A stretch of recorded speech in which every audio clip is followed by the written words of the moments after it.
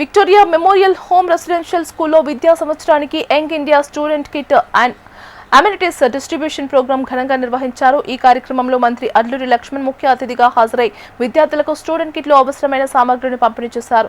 విద్యార్థులకు నాణ్యమైన విద్యతో పాటు మెరుగైన సౌకర్యాలు కల్పించేందుకు ప్రభుత్వం కట్టుబడి ఉందన్నారు మంత్రి అడ్లూరి లక్ష్మణ్. విద్యార్థులు అందుబాటులో ఉన్న అవకాశాలను సద్వినియోగం చేసుకుని ఉన్నత లక్ష్యాలను సాధించాలని ఆకాంక్షించారు.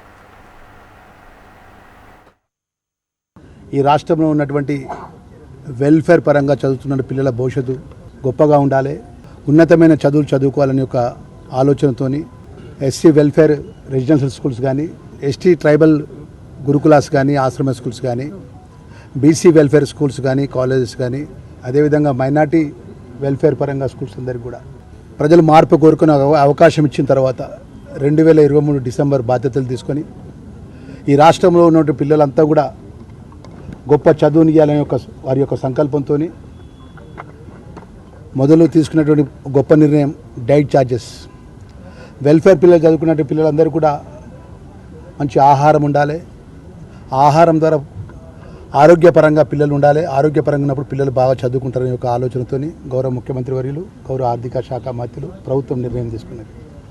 సోషల్ వెల్ఫేర్, ట్రైబల్ వెల్ఫేర్ మినిస్టర్గా మా విక్టోరియా మెమోరియల్కి సంబంధించిన పిల్లలందరూ కూడా ఈరోజు మీ ముందర జాతీయ స్థాయిలో గేమ్స్లో కానీ, స్పోర్ట్స్లో కానీ రాణించడం, రాష్ట్ర స్థాయిలో రాణించడం, ఈ విక్టోరియా మెమోరియల్కి సంబంధించిన పిల్లలు మరి ఉన్నత స్థాయిలో ఉండాలని చెప్పేసి వెల్కమ్ కిట్ అనేది సెంట్రల్ ప్రొక్యూ ద్వారా గౌరవ ముఖ్యమంత్రి గారి యొక్క ఏదైతే వెల్ఫేర్ హాస్టల్స్లో చదువుకున్న పిల్లలందరికీ కూడా వారికి ఒక కిట్ ఉన్నది ఉండాలి. వారికి ఒక బెడ్షీటు, అదేవిధంగా యూనిఫాము, బుక్స్, షూజు.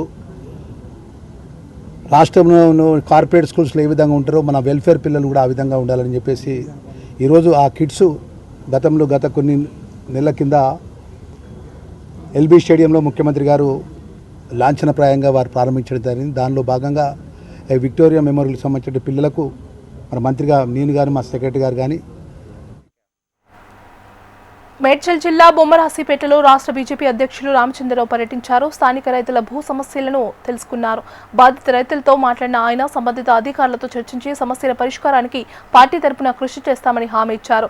ధరణి, భూభారతి వంటి భూ సంస్కరణలు రైతుల ఇబ్బందులను తగ్గించకుండా మరింత క్లిష్టతరం చేశాయని రైతులు ఆవేదన వ్యక్తం చేస్తున్నారని తెలిపారు.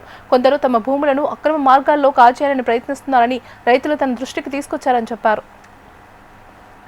ఈరోజు ఇక్కడ బొమ్మరాసిపేట్ సంబంధించినటువంటి రైతులు వాళ్ళ సమస్య నాకు చెప్పడం జరిగింది. ఆ సమస్యని నేను ప్రత్యక్షంగా ఇక్కడ రైతుల దగ్గరికి వచ్చాను. నేను ఇక్కడ అన్నీ కూడా పొలాలను చూశాను. వారికి ఉన్న సమస్యలు తప్పకుండా ప్రభుత్వం దృష్టి తీసుకువచ్చి ఈ భూభారతిలో, అదేవిధంగా ధరణిలో జరిగినటువంటి ఒక అవకతవకల వల్ల వీళ్ళు ఇక్కడ బాధపడుతూ ఉన్నారు. కబ్జాకు గురవుతున్నటువంటి ఒక అనేక సంవత్సరాల నుంచి ఇక్కడ ఉన్న రైతులకు కొత్త వాళ్ళు వచ్చి కబ్జా పెట్టే ప్రయత్నం చేస్తూ ఉన్నారు. ప్రభుత్వ యంత్రాంగం కూడా ఇటువంటి ఒక చర్య తీసుకుంటే భావిస్తూ ఉన్నారు.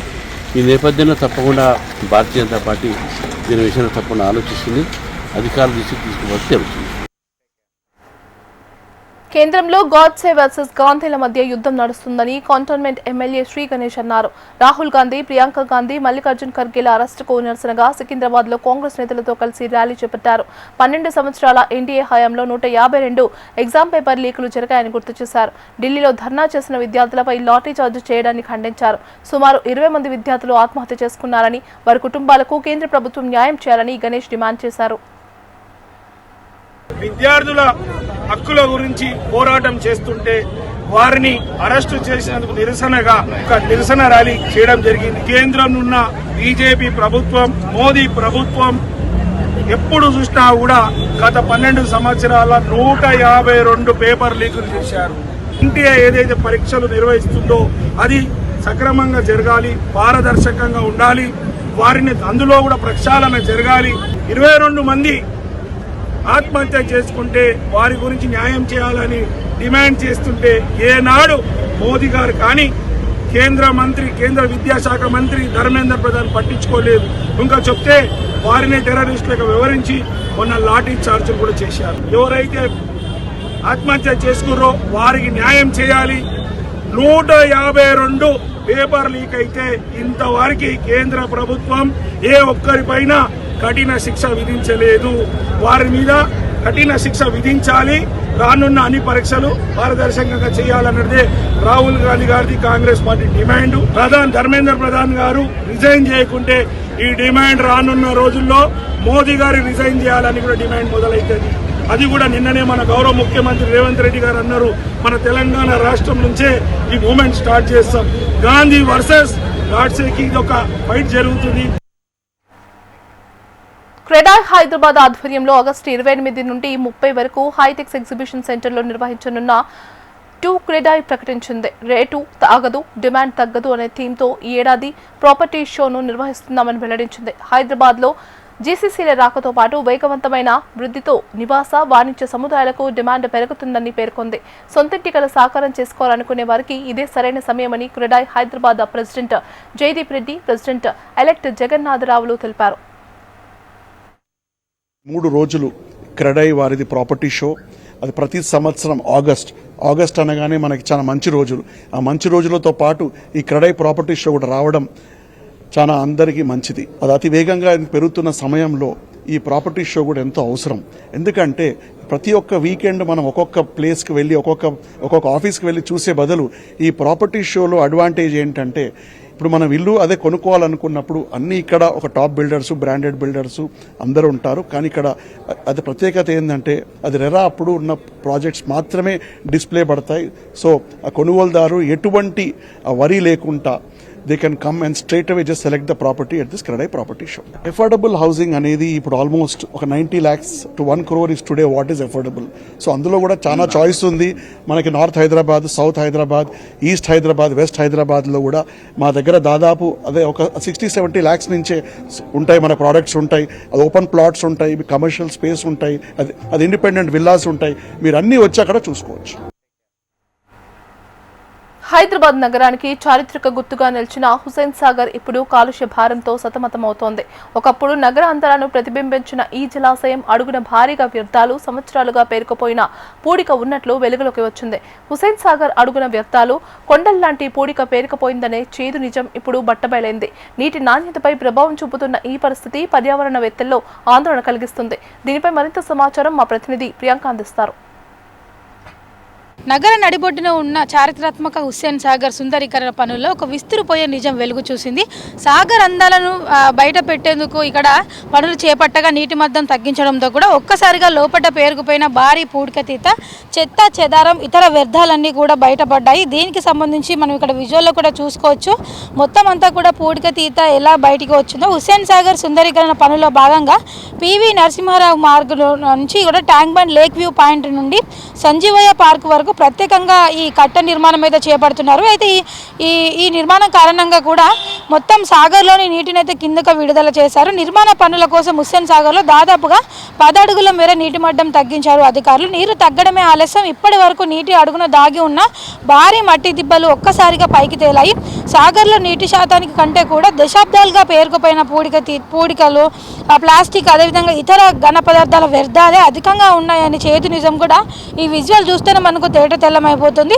సాధారణంగా పైన నీరు ఉన్నప్పటికీ కూడా సాగర్ ఎంతో అందంగా కనిపిస్తుంది. కానీ నీటి మట్టం తగ్గగానే బయటపడ్డ ఈ మట్టి దిబ్బలు, వ్యర్థాలు చూసి కూడా అటు వెళ్ళ పర్యాటకులు, స్థానికులు తీవ్ర ఆందోళన వ్యక్తం చేస్తున్నారు. అయితే చాలా వరకు ప్రభుత్వం కూడా హుస్సేన్ సాగర్ సుందరీకరణ పనుల కోసం కావచ్చు, ఈ పూడికతీత అని లోపల చెత్త చెదారం వ్యర్థాలు తొలగించడం కోసం అని కూడా ప్రతి ఏడు కూడా ₹1,00,000 ఖర్చు చేస్తూ కూడా సుందరీకరణ పనులు, ఇతర పనులన్నీ కూడా చేపడుతూనే ఉంది. అయినప్పటికీ కూడా లోపల ఇన్ని వ్యర్థాలు పేరుకుపోవడంపై కూడా ఇటు ప్రకృతి ప్రేమికులు కూడా ఆందోళన వ్యక్తం చేస్తున్నారు. మరోవైపు చూసుకున్నట్లయితే కూడా ఇప్పటికైనా సరే సంబంధిత అధికారులు స్పందించి ఈ లోపల ఉన్న పూడికతీతనంతా కూడా పూర్తిగా తొలగించకపోతే కూడా రానున్న రోజుల్లో ఈ సమస్య ఇంకా పెరిగే అవకాశం ఉందని కూడా ఇక్కడ స్థానికులు తెలుపుతున్నారు. అయితే ప్రస్తుతం అయితే నీటి మట్టం తక్కువగా ఉంది కాబట్టి ఈ పూడికతీత పనులను కూడా ఇప్పుడే చేపట్టినట్లయితే కూడా రానున్న రోజుల్లో హుస్సేన్ సాగర్లో నీటి సామర్థ్యం పెరగడమే కాకుండా ఇక్కడ దుర్వాసన సమస్య కూడా తగ్గుతుంది. కాబట్టి ఇప్పటికైనా సరే పూర్తిగా ఈ పూడికతీత పనులు చేపట్టి సాగర్ అందాలను రక్షించాలని కూడా ప్రకృతి ప్రేమికులు ఇక్కడ ఉన్న స్థానికులు కోరుతున్నారు. వీడియో జర్నలిస్ట్ ప్రవీణ్తో ప్రియాంక, HM TV, హైదరాబాద్. మేడ్చల్ జిల్లా బోడుపల్లిలోని కేకేశ్వర మల్టీ స్పెషాలిటీ హాస్పిటల్ వైద్యులు అత్యంత క్లిష్టమైన శస్త్రచికిత్సను విజయవంతంగా నిర్వహించి వ్యక్తి ప్రాణాలను కాపాడారు. భవనంపై నుంచి కింద పడటంతో తీవ్రంగా గాయపడిన బాధితుడికి ఛాతీ, పొట్ట భాగాలతో పాటు డయాఫ్రమ్ పూర్తిగా చీలిపోవడంతో పరిస్థితి విషమంగా మారింది. సుమారు 6 గంటల పాటు వివిధ విభాగాల నిపుణుల సమన్వయంతో శస్త్రచికిత్స చేసి డయాఫ్రమ్ను పునర్నిర్మించి ఉపరితల గాయాలకు చికిత్స అందించి ప్రాణాపాయం నుంచి బయటపడేలా చేశారు. సమయానికి చికిత్స అందించడం, ఆధునిక సాంకేతిక నిపుణుల సమిష్టి కృషితో ఈ శస్త్రచికిత్స విజయమైందని వైద్య బృందం తెలిపింది. ఈ కేసు గురించి చెప్పాడు. ఈ పేషెంట్, యంగ్ పేషెంట్ పైనుంచి కింద పడ్డాడు, పనిచేసే ఒక వాల్ నుంచి కింద పడ్డాడు. పడిన తర్వాత ఇక్కడ హాస్పిటల్ తీసుకొస్తే వీళ్ళు ఐసీయూలో అడ్మిట్ చేశారు. చేసిన తర్వాత రిసెసిటేట్ చేశారని, తర్వాత సిటీ స్కాన్స్ ఇవన్నీ చేసిన తర్వాత వీళ్ళకు ఇది ఏం డయాగ్నోసిస్ చేశారంటే ఈ రిబ్స్ ఇవన్నీ విరిగిపోయి ఈ డయాఫ్రమ్ అని ఉంటది కదా, ఈ లంగ్ కును టొరాక్స్ కును అబ్డామిన్ మధ్యన డయాఫ్రమ్ అనే ఒక పొర ఉంటుంది, ఒక మస్కులర్ లేయర్ ఉంటుంది. అది పగిలిపోయి ఈ స్టమక్, ఇంటెస్టైన్, స్ప్లీన్ అన్ని కూడా లెఫ్ట్ సైడ్ పైన ఛాతీలకు వచ్చేసినాయి. ఇక్కడ నుంచి పగిలిపోయి పైకి ఛాతీలకు వచ్చేసినాయి. వచ్చి హార్ట్ ఒక పక్కన మూవ్ అయింది, లంగ్ అంతా టోటల్ కంప్రెస్ అయింది. ఇది ఈ సర్జరీలో మేము ఏం చేస్తామంటే డాక్టర్ గారు ఈ స్టమక్, ఇంటెస్టిన్ ఏవైతే ఛాతీలో ఉన్నాయో కింది కడుపులో పెట్టేసి ఆయన సర్జరీ ఆయన పాట ఆయన చేస్తాడు. నేను ఛాతీ సర్జరీ చేసేసి ఆ డయాఫ్రమ్ ఎక్కడైతే హోల్ పడ్డదో ఆ హోల్ ని అంతా క్లోజ్ చేసేసి లోపలంతా కూడా క్లీన్ చేసినాం. అంత ఇన్ఫెక్షన్ రాకుండా మళ్ళీ కిందికి పెట్టేసినాం. ఇక్కడ ఈ హాస్పిటల్లో state of the art facilities ఉన్నాయి. కార్పొరేట్ హాస్పిటల్ దిగుటుగా ఫెసిలిటీస్, టాప్ క్లాస్ ఫెసిలిటీస్ ఉన్నాయి. ఇక్కడ డాక్టర్స్ అందరు కూడా చాలా ఎక్స్పీరియన్స్డ్ డాక్టర్స్, మంచిగా ఉన్నారు. ఏ ఖర్చు చాలా తక్కువ ఖర్చులో కార్పొరేట్ వైద్యం దొరుకుతున్నది కనుక ఇక్కడ చుట్టుపక్కల ఉన్న వాళ్ళు ఇవన్నీ ఈ హాస్పిటల్ ఫెసిలిటీస్ ఉపయోగించు.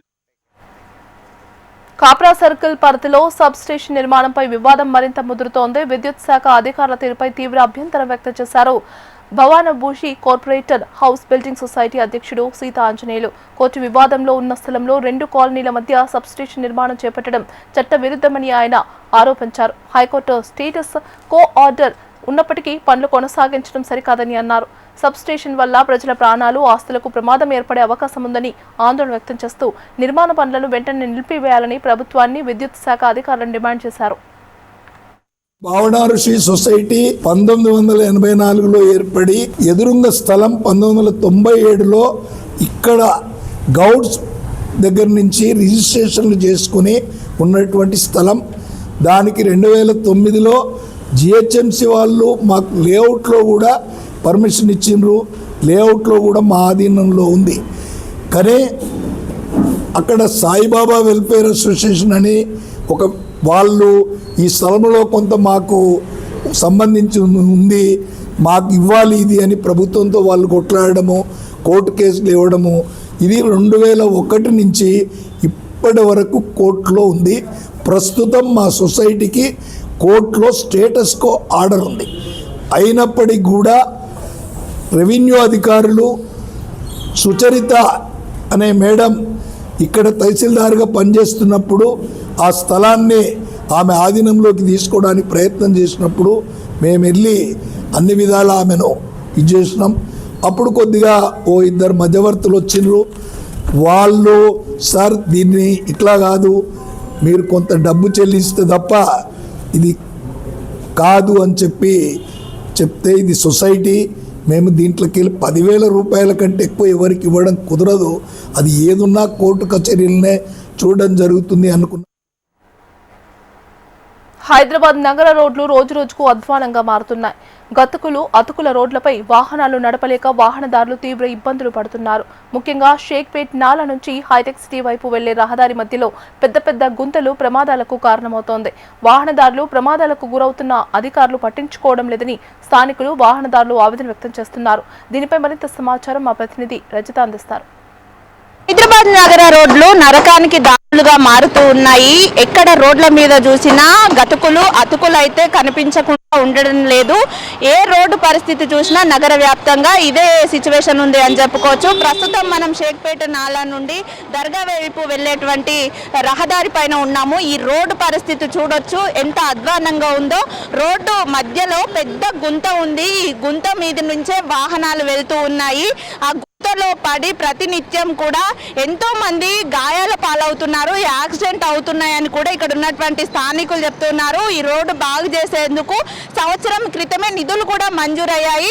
అయినప్పటికీ కూడా అధికారులు ఈ రోడ్డుకి మరమ్మతులు అయితే చేయడం లేదని ఇక్కడ ఉన్నటువంటి స్థానికులు అయితే ఆవేదన వ్యక్తం చేస్తున్నారు. మనం విజువల్స్ లో కూడా చూడొచ్చు. నిత్యం ఎన్నో వాహనాలు అయితే ఈ రోడ్డు మీద తిరుగుతూ ఉంటాయి. ఉదయాన్నే స్కూల్కి వెళ్ళే పిల్లలు, ఆఫీస్కి వెళ్ళేవారు, ఇలా ఎంతో మంది రోడ్డు పైన ప్రయాణం చేస్తూ ఉంటారు.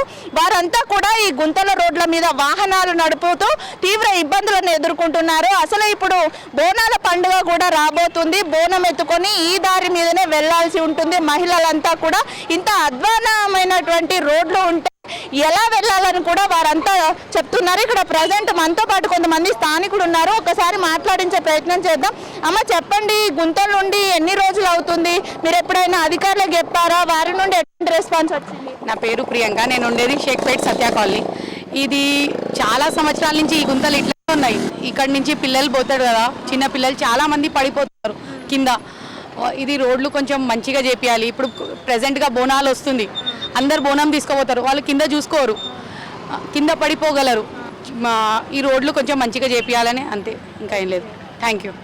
చూడొచ్చు, ఈ గతుకుల రోడ్ల మీద వాహనాలు నడుస్తూ ఎన్నో ఇబ్బందులు పడుతున్నామని కూడా ఇక్కడ ఉన్నటువంటి స్థానికులు అయితే చెప్తూ ఉన్నారు. మనం విజువల్స్ లో చూడొచ్చు, ఆ గుంతలోంచి కారు వెళ్తుంటే ఎలా డాన్స్ వేసినట్టుగా ఆ వెహికల్ అంతా కూడా ఊగుతున్నటువంటి సిచ్యువేషన్ మనకు కనిపిస్తుంది. అంత అధ్వానంగా ఈ రోడ్లు అయితే ఉన్నాయి. గుంత అంటే రోడ్డు మధ్యలో గుంత ఉంది. కనీసం అధికారులు ప్యాచ్ వర్క్ కూడా చేయనటువంటి సిచ్యువేషన్ ఇక్కడ కనిపిస్తుంది. ఎన్నో ఏళ్లుగా ఈ రోడ్డు దుస్థితి ఇదే విధంగా ఉన్న అధికారుల దృష్టికి ఎన్నిసార్లు తీసుకెళ్లినా కూడా పట్టించుకోవడం లేదని ఇక్కడ స్థానికులు అయితే చెప్తూ ఉన్నారు. ఇక బోనాల పండుగ రాబోతోంది. పండుగ అయినా ప్రశాంతంగా చేసుకుందామంటే రోడ్లు ఇంత అధ్వానమైనటువంటి స్థితిలో ఉన్నాయి. అసలు వర్షాకాలం పండుగ నేపథ్యంలో వర్షం పడితే కనుక కింద గుంత ఉన్న విషయం కూడా ఎవరికీ తెలియదు. గుంతలో పడి ప్రమాదాలు జరిగే అవకాశం ఉంటుంది. కాబట్టి ఇప్పటికైనా అధికారులు స్పందించి ఈ బోనాల పండుగలోపే ఈ రోడ్డుకు మరమ్మతులు చేయాలని కూడా ఇక్కడ ఉన్నటువంటి స్థానికులు కోరుతున్నారు. వీడియో జర్నలిస్ట్ రవికుమార్తో రజిత, HMTV, హైదరాబాద్. భాగ్యనగరంలోని చారిత్రక కట్టడాలలో ఒక్కటైన పురాణాపూల్ వంతెనను సరికొత్త పర్యాటక ఆకర్షణ కేంద్రంగా తీర్చిదిద్దేందుకు తెలంగాణ పర్యాటక శాఖ కసరత్తు వేగవంతం చేసింది.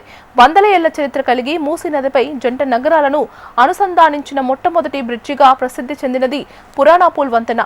ఈ చారిత్రక కట్టడానికి పూర్వ వైభవం తీసుకొచ్చేందుకు ప్రభుత్వం సిద్ధమైంది. దీనిపై మరింత సమాచారం మా ప్రతినిధి ప్రియాంక అందిస్తారు. భాగ్యనగరంలోని చారిత్రక కట్టడాల్లో ఒకటైన పురాణాపూల్ బ్రిడ్జిని సరికొత్త పర్యాటక కేంద్రంగా తీర్చిదిద్దేందుకు తెలంగాణ పర్యాటక శాఖ కసరత్తు చేస్తుంది. మూసీ నదిపై మొట్టమొదటి బ్రిడ్జి జంట నగరాలను అనుసంధానం చేస్తుంది. ఈ పురాణాపూల్ 100 ఏళ్ల చరిత్ర కలిగిన ఈ వంతెనకు పర్యాటక శాఖ కూడా సరికొత్త రూపు ఇవ్వనుంది. నగరంలోని పర్యాటక అభివృద్ధిపై జరిగిన ఉన్నత స్థాయి సమీక్ష సమావేశంలో ఉన్నతాధికారులు, పర్యాటక శాఖ మంత్రి, అదేవిధంగా కృష్ణరావులు పాత వంతెనను పర్యాటక కేంద్రంగా తీర్చిదిద్దాలని అయితే ఆదేశించారు. ఈ నేపథ్యంలో పర్యాటక శాఖ కార్యాచరణ అయితే సిద్ధం చేస్తుంది. పురాణాపూల్ హైదరాబాద్ సంస్కృతికి అద్దం పట్టేలా పూర్తి స్థాయి హెరిటేజ్ ఆకర్షణగా మారుస్తారు. ఈ బ్రిడ్జిపై ప్రస్తుతం అయితే భారీ వాహనాల నిషేధం విధించి ద్విచక్ర వాహనాలను మాత్రమే అనుమతిస్తున్నారు. చారిత్రక నిర్మాణాన్ని కాపాడడంతో పాటు పర్యాటకుల భద్రతను తదితర అంశాలను కూడా దృష్టిలో ఉంచుకొని బ్రిడ్జిపై వాహనాల రాకపోకలను పూర్తిగా మళ్లించే అవకాశాలు ఉన్నాయని కూడా పర్యాటక శాఖ అధికారులతో పేర్కొంటున్నారు. ట్రాఫిక్ లేన్ జోన్గా మార్చడంతో పర్యాటకులు స్వేచ్ఛగా వంతెనపై నడుస్తూ చారిత్రక కట్టడాన్ని వీక్షిస్తూ గడిపేందుకు అవకాశం ఉంటుందని కూడా అధికారులతో చెబుతున్నారు. పర్యాటకుల కోసం అత్యాధునిక వసతులు కల్పించడంతో పాటు బ్రిడ్జిపై కూర్చునేందుకు ఏర్పాట్లు కూడా చేయనున్నారు. మూసీ నది అందాలను, పాతబస్తీ సంస్కృతిని చూసే విధంగా ప్రత్యేకంగా వ్యూ పాయింట్లు కూడా ఏర్పాటు చేయనున్నారు. వంతెన చారిత్రక రూపం రాత్రి వేళల్లో అద్భుతంగా కనిపించే విధంగా ప్రత్యేకంగా లైటింగ్ ఏర్పాటు ఏర్పాట్లు కూడా చేస్తారు. పర్యాటకుల సాయంత్రం వేళల్లో సమీపంలోని ఆహ్లాదకరంగా గడిపేందుకు వాకింగ్ ట్రాక్లు అభివృద్ధి చేసేందుకు కూడా ప్రణాళికలు సిద్ధం చేస్తున్న అధికారులు అయితే మూసీ పునర్జీవ ప్రాజెక్టులో భాగంగా చేపట్టిన మూసీ రివర్ ఫ్రంట్ డెవలప్మెంట్ ప్రాజెక్టులో పురాణ పూల్ పాత బ్రిడ్జ్ అభివృద్ధి పనులను కూడా చేర్చనున్నారని అయితే అధికారులు చెబుతున్నారు. బ్రిడ్జి పురాతన శైలి పునరుద్ధరణ వంతెనకు ఉన్న 22 ఆర్చులు రాతి గోడలను దెబ్బతీయకుండా రసాయనాలు ఆధునిక సాంకేతికత సాయంతో క్లీన్ చేసి 100 ఏళ్ల నాటి రూపాన్ని తీసుకురావడానికి కూడా పురావస్తు ఇంజనీరింగ్ నిపుణుల పర్యవేక్షణలో పనులైతే చేపట్టనున్నారు.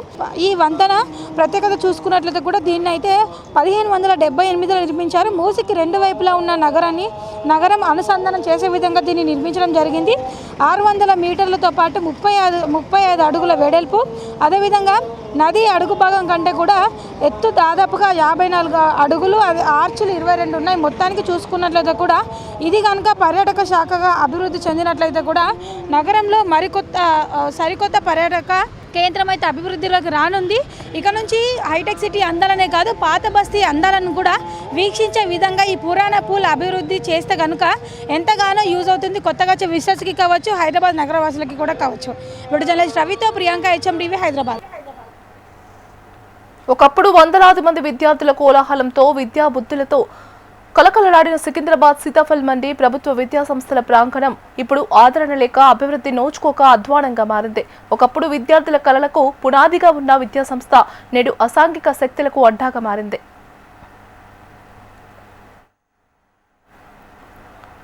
సికింద్రాబాద్ సీతాఫల్ మండిలోని 15 ఎకరాల విస్తీర్ణంలో ఉన్న ఈ ప్రభుత్వ పాఠశాల, జూనియర్ కళాశాల, డిగ్రీ కళాశాల భవనాలు కాలక్రమేణా పాతబడటంతో 2023లో వీటిని కూల్చివేశారు. విద్యార్థులకు మెరుగైన వసతులు కల్పించాలనే ఉద్దేశంతో ఏకంగా 29,75,00,000 రూపాయలు భారీ బడ్జెట్తో కొత్త భవనాల నిర్మాణానికి శ్రీకారం చుట్టారు.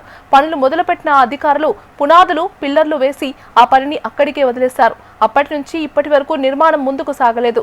ఫలితంగా విద్యార్థులకు విద్యామందిరం కావాల్సిన ఈ ప్రదేశం ఇప్పుడు ముళ్ల పొదలతో నిండిపోయి అసాంఘిక కార్యకలాపాలకు అడ్డాగా మారుతోందని, అటువైపు నుంచి వెళ్లాలంటే కూడా ఇబ్బందిగా ఉందని స్థానికులు వాపోతున్నారు.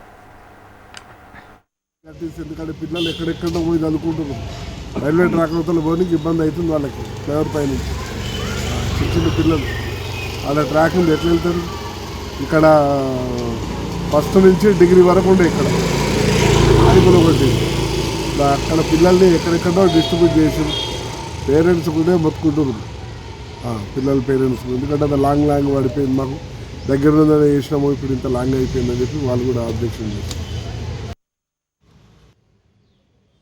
కేటాయించిన కోట్ల రూపాయలు వృధా అవుతుంటే విద్యార్థుల భవిష్యత్తు ప్రశ్నార్థకంగా మారుతోంది. ఆ ప్రాంతమంతా చెత్తాచెదారంతో నిండిపోయి డంపింగ్ యార్డ్ మారుతున్నా అధికారులు ఏమాత్రం పట్టించుకోవడం లేదని స్థానికులు ఆగ్రహం వ్యక్తం చేస్తున్నారు. ఇది వరకు ఆ విద్యా సంస్థలో చదువుకునే విద్యార్థులంతా ఇప్పుడు దూర ప్రాంతాలకు వెళ్లి చదువుకోవాల్సి వస్తుందని స్థానికులు ఆవేదన వ్యక్తం చేస్తున్నారు. ఇప్పటికైనా సంబంధిత అధికారులు స్పందించి నిలిచిపోయిన నిర్మాణ పనులను వేగవంతం చేయాలని స్థానికులు కోరుతున్నారు.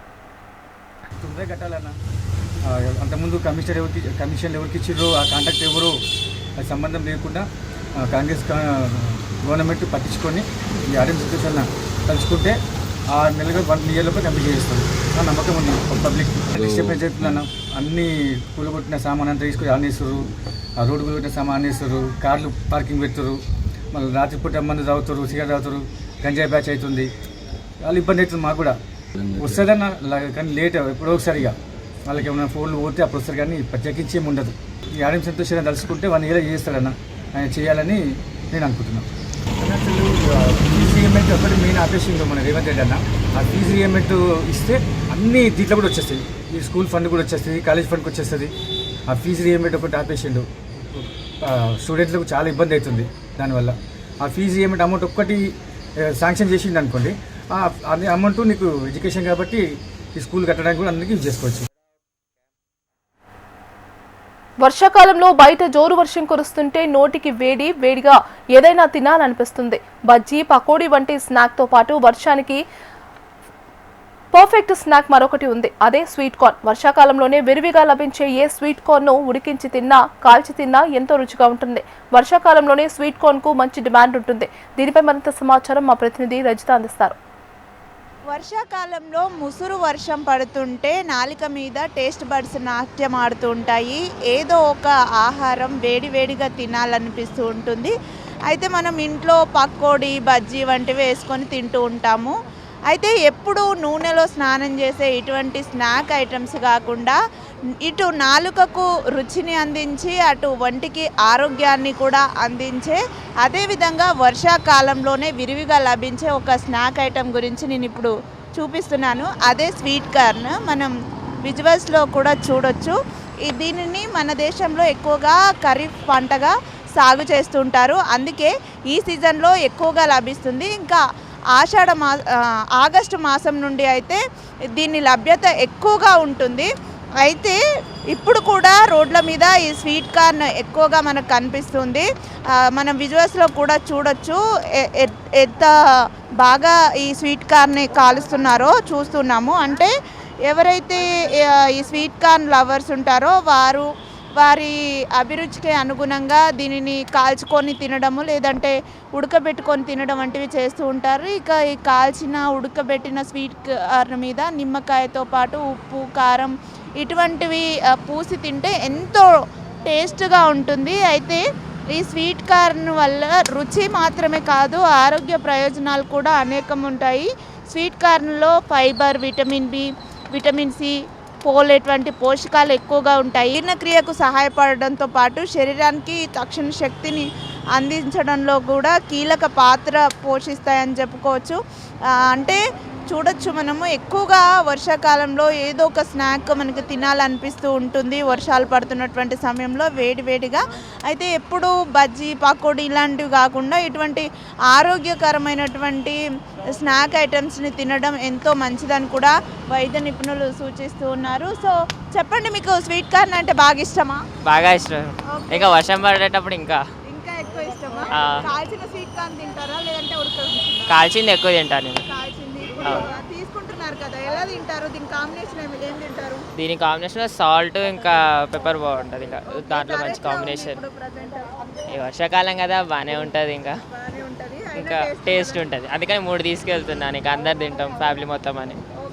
చూడొచ్చు, ఫ్యామిలీ మొత్తం కలిసి తినడానికి వర్షాకాలంలో వేడివేడిగా తినడానికి కూడా ఇటు కాల్చిన స్వీట్ కార్న్తో పాటు ఉడకబెట్టిన స్వీట్ కార్న్ కూడా తింటున్నామని ఇక్కడకు వచ్చినటువంటి కస్టమర్లు చెప్తున్నారు. సో మనతో పాటు ఇక్కడ ఈ స్వీట్ కార్న్ని తయారు చేసే వారు ఉన్నారు, వారి చేత మాట్లాడించే ప్రయత్నం చేద్దాం.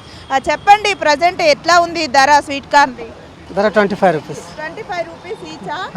సో రెస్పాన్స్ ఎట్లా ఉంది? కస్టమర్లు కొంటున్నారా? కొంటున్నారు మేడం. ఓన్లీ కాలుస్తారా? ఉడకబెట్టి ఓన్లీ కాలుస్తారు మేడం. ఓన్లీ కాలుస్తారు. సో వర్షాకాలంలో ఎట్లా ఉంటుంది సీజన్? సీజన్ మంచిగా ఉంటుంది మేడం. మంచిగా ఉంటుంది. 2 నెలలు మంచిగా నడుస్తుంది. 2 నెలలు మంచిగా ఉంటుందా? ఓకే. చూడొచ్చు, వర్షాకాలం అన్ని రోజులు కూడా ఈ గిరాకీ అంటే స్వీట్ కార్న్కి బాగా రెస్పాన్స్ ఉంటుంది. ఎక్కువ మంది కొనుగోలు చేస్తూ ఉంటారని కూడా చెప్తున్నారు. ప్రజెంట్ అయితే ఒక్క స్వీట్ కార్న్కి 25 రూపాయల వరకు కూడా ధర పలుకుతుందని చెప్తున్నారు. మొత్తంగా చూసుకున్నట్లయితే వర్షాకాలంలో వర్షం కురుస్తున్నప్పుడు ఒక మంచి కాంబినేషన్ స్నాక్గా అయితే ఈ స్వీట్ కార్న్ని భారీగా కొనుగోలు చేస్తున్నారు. వీడియో జర్నలిస్ట్ ప్రవీణ్తో రజిత, హెచ్ఎం టీవీ, హైదరాబాద్. ఇవి bulletin updates. Stay tune to HM TV. వార్త ఆగదు, నిజం దాగదు.